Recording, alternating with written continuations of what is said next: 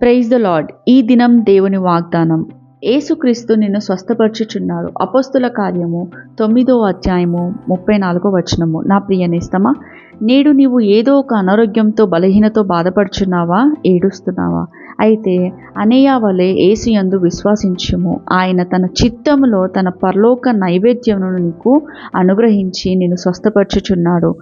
ఆరోగ్యముతో నిన్ను నింపి నిన్ను తన సాక్షిగా వాడుకొనుచున్నాడు. నమ్మిక మాత్రం ఉంచుము. ఆమేన్. ప్రార్థన. మహాపరిశుద్ధమైన పరలోకపు తండ్రి, నీ పాదంలో కొందనాలు స్తుతులు చెల్లించుకున్నాం ప్రభా.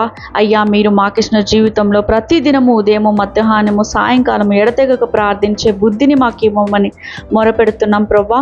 మా ప్రార్థన ఆలకించి ప్రతిఫలం దయచేయండి తండ్రి. మా ప్రార్థనకు ఎదిరే ప్రతి ఆటంకములను తొలగించి వేయండి దేవా. అయ్యా, పాపం మమ్మల్ని ఏలనీయకుండా మేము పరిశుద్ధంగా జీవించుటకు సహాయం చేయండి తండ్రి. ఆర్థిక ఇబ్బందులు, అనారోగ్య సమస్యలు మమ్మల్ని వెంటాడుతున్నాయి. సహాయం చేయండి తండ్రి. స్వస్థపరచండి తండ్రి. మీరు చేసిన మేలును బట్టి ప్రతి దినం మిమ్మల్ని స్తుతిస్తూ మీ అద్భుత క్రియలను, ఆశ్చర్య కార్యములను అనేకులకు వివరిస్తూ మా కొరకు మీరు చేసిన త్యాగంను, మీ రాకడను జనులకు ప్రకటిస్తూ మీకు ప్రియమైన శిష్యులుగా జీవించే ధన్యత మాకు ఇవ్వమని వేడుకుంటున్నాను నా తండ్రి.